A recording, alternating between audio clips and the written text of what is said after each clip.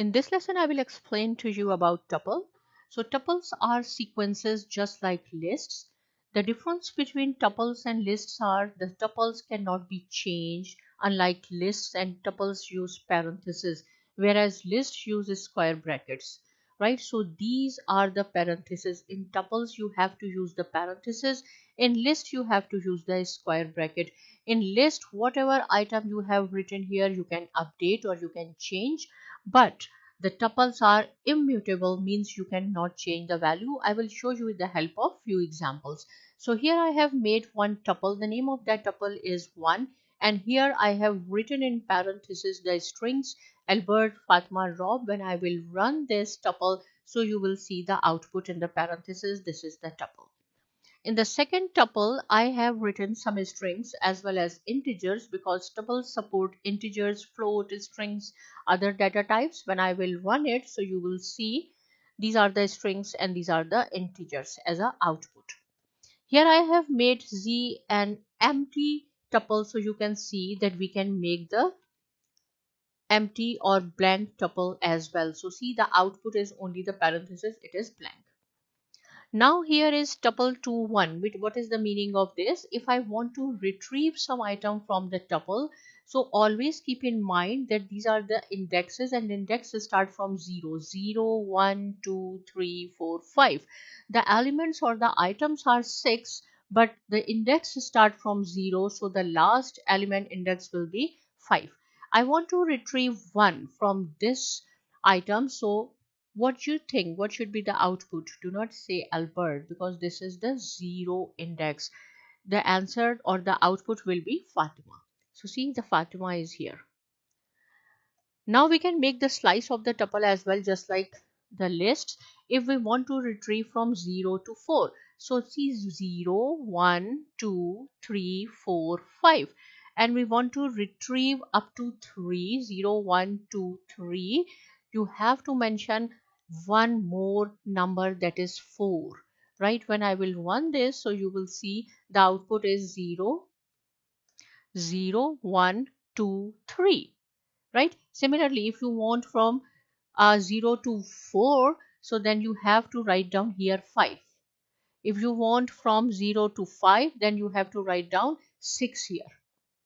Okay, now see, again, if you want all the elements starting from 0, right? So just 0, and after colon is blank, it means the output will be all the members or all the elements of the tuple, just like the list. But if you want to start from 2, so see, it will start from 2. This is 0, 1, 2. It is Rob. If you want to start from 1, so see, Fatma is 1. So the output will start from Fatima.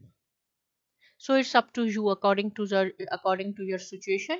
You can retrieve or you can take a slice of the tuple just like list. Here just I said that tuples are immutable, means you cannot change the value.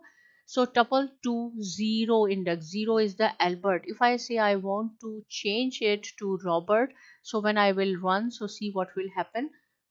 Error. And what is the error? Tuple object does not support item assignment, means you cannot change, you cannot convert tuple, sorry, you cannot change or you cannot update the tuples. So that is why it is called that tuples are immutable. This is the difference between lists and the tuple. You can update or you can change the value of the list, but tuples you cannot. If you want to delete the tuple, so delete tuple 1, we have made, this is our tuple 1.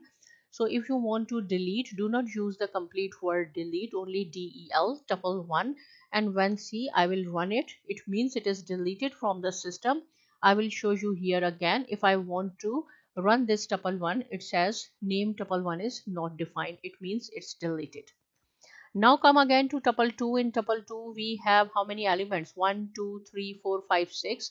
If you want to count the length of any tuple, see, suppose we have thousands elements or million elements. If you want to find out the length, so len, only len you have to write down and run it. It will give you the output that we have 6 elements in tuple 2. Here I have made another tuple 3, and these are the integers, then a string, and then is the integer. When I will run it, so you will see output is mix and match. Both are here we have integers, and this is a string, and then again we have integers. Why I have made tuple 3? Because I want to show you how you can add two tuples. So the new variable is tuple, which is equal to tuple 2 plus tuple 3. If you want, you can add more tuples if you want, but here I have made only two. So tuple 2 plus tuple 3. When we will run it, so you will see Albert, Fatma, Rob. This is one, and then this is the elements of the second. So you can concatenate or you can add this way. If you want to multiply, see tuple 2. So if I say multiply, so Albert, Fatma, Rob, this is one time and this is the second time. Similarly, if you want to multiply 3 times tuple 2, whatever, or 4 times, so you can do the same way. So in this way, you will see there are 3 times. And then is the boolean, right? Boolean means true and false. If suppose again I say you have 1000 elements in your tuple 2, if you want to check whether some integer or string is there or not, write down. If I say 100 in, then you have to use the in keyword. 100 in tuple 2, when I will run it, so it is false, because we know, I will show you one more time, that this is of our tuple 2 and we do not have 100 here. But if I say 98, 1, Rob, Albert, whatever, I will show you here. If anything is there, Rob in tuple 2, so Rob is there, so you will see true. Right? So if you want to get your answer in true and false, then you have to use the in keyword. Here I have made tuple 4 and the items are this. When I will run this, you will see. So see why I have made this tuple 4, only to show you that you can also use the max and min function if you want to find out the maximum number, which is 90 here. So only write down max and tuple name of the tuple. When I will run it, so 90. Same thing for the minimum function, only write down min in tuple 4 when I will run it. So you will see name tuple 4. Sorry. So see this one. Okay, when I will run it, so 1 is the minimum number. So these are the very simple features of tuple. You can try it, you can play with it. If you have any question, you can ask me. Subscribe to my channel, and thanks for watching.